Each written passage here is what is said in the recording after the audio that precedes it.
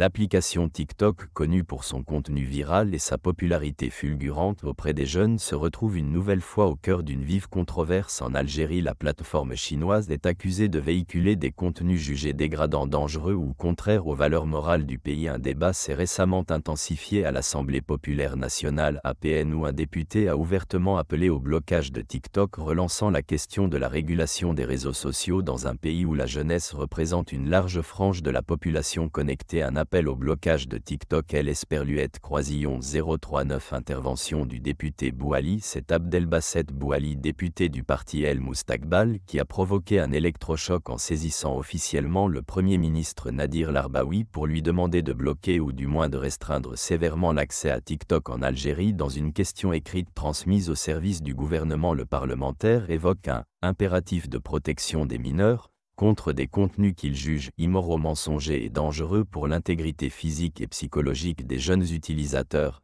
À l'origine de sa démarche, plusieurs phénomènes inquiétants devenus viraux sur TikTok, notamment un défi dangereux impliquant l'ingestion de fortes doses de paracétamol. Ce jeu absurde, qui a circulé dans des établissements scolaires, a poussé l'Association algérienne de protection du consommateur APOS à tirer la sonnette d'alarme dès le 14 avril, appelant les autorités à intervenir en urgence pour protéger les jeunes. Nous attendons la réponse du Premier ministre concernant les dispositions qui seraient prises. Un blocage partiel ou total ou au moins un criblage des contenus immoraux, a déclaré Bouali dans une intervention sur la chaîne Enahar TV. Une popularité qui inquiète autant qu'elle fascine. TikTok connaît une croissance fulgurante en Algérie. D'après le rapport Data Reportal de mars 2025, la plateforme est désormais à égalité avec YouTube avec 211 millions d'utilisateurs, soit une progression spectaculaire de plus de 21% en une seule année. À titre de comparaison, Facebook, leader historique, compte 256 millions d'utilisateurs. Cette progression rapide n'est pas sans poser question pour ses détracteurs.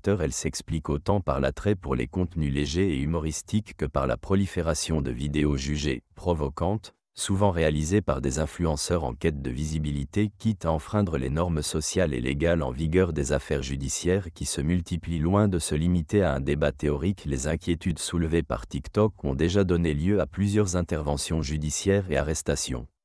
En février 2024, les forces de sécurité ont traité pas moins de 28 affaires directement liées à des contenus dangereux diffusés via TikTok. Ces cas incluent aussi bien des défis risqués que des vidéos incitant à la conduite dangereuse, des discours de haine ou des diffusions perçues comme portant atteinte à la pudeur publique. En mars, la gendarmerie nationale a lancé plusieurs campagnes de sensibilisation contre des vidéos montrant des jeunes effectuant des manœuvres périlleuses au volant, parfois à des vitesses impressionnantes, dans le seul but de générer des vues et du buzz. Mais le cas le plus emblématique reste celui de Dounia Stefia, célèbre créatrice de contenu algérienne sur TikTok, condamnée à 5 ans de prison ferme. Interpellée à son domicile à Sétif, elle a été jugée pour la diffusion de vidéos jugées indécentes et contraires à l'ordre moral. Elle devra également s'acquitter d'une lourde amende et a été privée de certains de ses droits civiques. Cette affaire largement médiatisée a mis en lumière la volonté des autorités algériennes de reprendre le contrôle de l'espace numérique et de rappeler que les plateformes sociales ne sont pas des zones de non-droit. Un outil utilisé pour la haraga et la désinformation. TikTok n'est pas seulement critiqué pour ses contenus jugés obscènes ou provoquants, la plateforme a aussi été utilisée à des fins plus insidieuses. En décembre dernier, un réseau de passeurs a été démantelé à Mostaganem. Leur mode opératoire: publier des vidéos promettant monts et merveilles aux jeunes tentés par la haraga, les encourageant à tenter la traversée clandestine de la Méditerranée en direction de l'Europe. De même, des contenus véhiculant des fausses informations ou relayant des rumeurs dangereuses sont régulièrement pointés du doigt. La viralité propre à TikTok rend la modération difficile, voire impossible à grande échelle. Des enjeux sociétaux et législatifs complexes. La proposition de blocage soumise par le député Bouali a relancé un débat récurrent en Algérie: comment encadrer les usages numériques sans restreindre les libertés fondamentales? Car si de nombreuses voix soutiennent El Esperluette Croisillon 039 l'idée d'une régulation plus stricte, d'autres s'inquiètent d'un précédent pouvant aboutir à une censure généralisée. Actuellement, aucune loi algérienne ne permet explicitement de bloquer une application ou un site web sans fondement juridique précis. Un tel acte nécessiterait une réforme législative ou une disposition réglementaire exceptionnelle difficile à mettre en œuvre sans soulever des protestations. De plus, certains experts en droit numérique rappellent que bloquer TikTok pourrait simplement pousser les utilisateurs vers des Esperluette Croisillon 039 autres plateformes ou les inciter à utiliser des outils de contournement comme les VPN.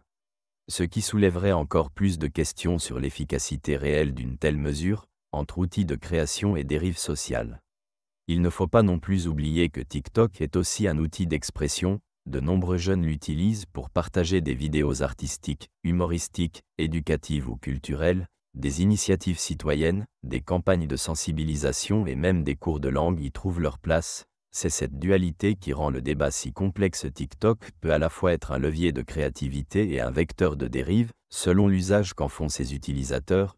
Conclusion: bloquer ou encadrer. La question qui se pose désormais est la suivante: faut-il interdire TikTok pour protéger la jeunesse, ou encadrer son usage par des moyens plus ciblés tels que la sensibilisation, la régulation des algorithmes ou le renforcement de la législation en matière de cybercriminalité? Le débat est loin d'être tranché. S'il reflète une prise de conscience des autorités face à une réalité numérique en pleine mutation, il montre aussi l'urgence d'un dialogue entre les institutions, la société civile, les juristes et les jeunes eux-mêmes pour définir ensemble les contours d'un usage responsable des réseaux sociaux.